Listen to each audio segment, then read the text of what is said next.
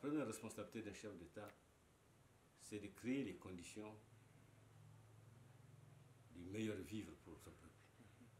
C'est de faire en sorte que le peuple soit fier de lui-même, mais également qu'il puisse, en toute liberté, en toute souveraineté, exprimer son opinion, opérer des choix et choisir le destin qui lui convient.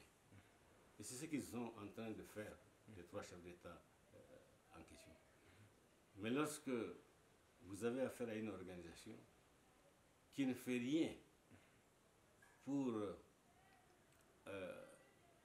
amoindrir le choc, une organisation qui ne prend aucune disposition pour essayer de calmer, une organisation qui a été créée par nos propres pays et qui se permet d'ouvrir 3 fronts d'agressivité simultanés, le Mali, le Burkina et le Niger, qui sont 3 pays fondateurs. Je pense qu'il y a de quoi réfléchir. Au-delà même de ce que nous pouvons penser, moi je crois qu'il y a une volonté délibérée de désintégrer la CEDEAO. Parce que la voie prise par la CEDEAO en affrontant 3 pays fondateurs en même temps, il déclenche le processus de sa désintégration. Et c'est ce qui est en train de se faire. Vous ne pouvez pas être une organisation sous-régionale et vous n'existez que parce que les pays qui vous ont créé ont accepté de se départir d'une partie de leur souveraineté pour vous permettre d'exercer votre mission, d'accomplir votre mission. Et vous devenez maintenant un boulet pour ces pays-là.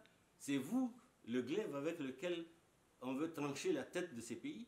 Comment voulez-vous que nous puissions continuer à travailler avec une telle organisation? Regardez ce qu'ils nous ont fait récemment.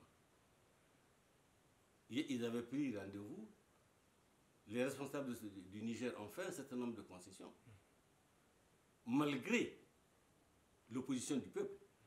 C'est des risques qu'ils ont pris, que le CNSP a pris. Parce que les Nigériens, dans leur ensemble, n'ont jamais voulu négocier avec la CEDEAO après ce que la CEDEAO nous a fait. Les Nigériens ne voulaient pas de ça. Mais nos responsables, parce qu'ils sont conscients de leurs responsabilités et de leur devoir vis-à-vis de leur peuple, ont quand même accepté de faire des propositions et de faire des concessions. Tout en sachant très bien qu'ils vont avoir des problèmes au retour, parce qu'au retour, le peuple nigérien va poser des questions. Et ce n'est pas évident que le peuple nigérien accepte. Mais ils ont pris sur eux, en tant que responsables, de s'engager sur cette voie-là pour essayer de calmer les choses. La CEDEAO a promis a demandé à rencontrer nos responsables à Niamey. Un délai a été fixé. Ils ne sont pas venus. Un deuxième délai a été fixé. Ils ne sont pas venus. Et par ailleurs, nous apprenons qu'il y a une réunion, je ne sais plus dans quelle capitale, à partir de cette réunion, des injections ont été faites pour les empêcher de venir au Niger. Qu'est-ce que vous allez faire dans une telle organisation encore? Qu'est-ce qui nous reste?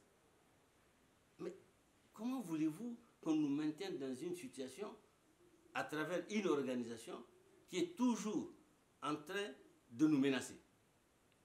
Un truc que nous avons créé nous-mêmes. Je pense que si la décision a été prise par le politique, en toute objectivité, reconnaissons que ce sont les 3 peuples du Mali, du Niger et du Burkina qui ont suggéré ça. Et si ça dépendait de ces 3 peuples-là, il y a longtemps qu'on allait quitter et la CEDEAO et le franc CFA et tout le reste. C'est ça que les populations demandent. Maintenant, si nous sommes suffisamment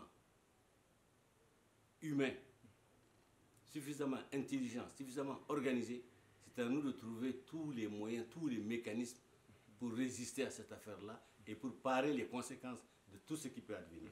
Parce que les conséquences, il peut y en avoir.